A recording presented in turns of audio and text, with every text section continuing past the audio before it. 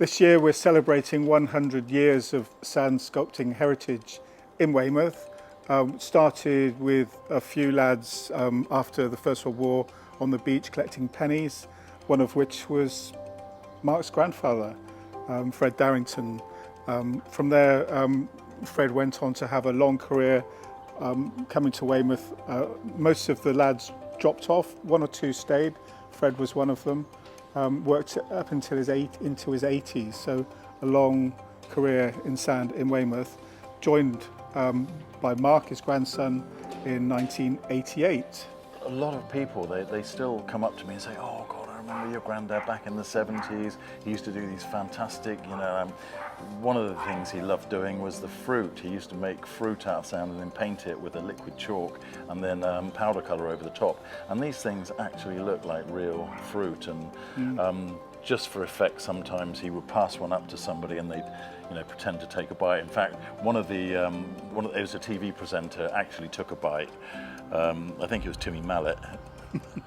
Yeah, it was funny, but... That technique of his that he developed for painting the sand has now been passed on to new sculptors who've worked here with us, who Mark has passed on that technique to.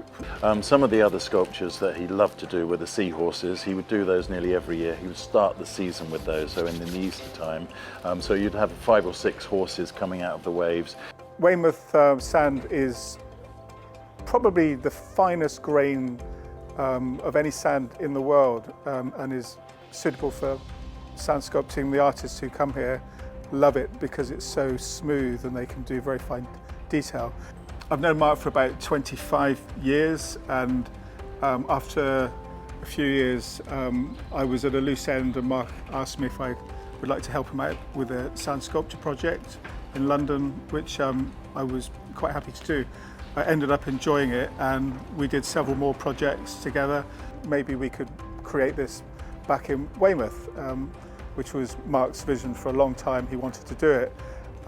We looked into how we could make it happen, and then it happened very quickly. Within 3 months, we'd found a suitable site, which is here, SandWorld in Weymouth, and we made it happen incredibly quickly with the support of family and the artists themselves, who put themselves out to come and help us, especially with the first season, because everything was done from scratch with 2,000 tons of sand coming in, putting into forms and creating the SandWorld, which is pretty much on the same lines as we have today. From scratch, we were open within 3 months, which was incredible. I don't know how we did it, actually. No. It was quite something. SandWorld is a sand sculpture festival in Weymouth. We're the only sand sculpture festival in the UK.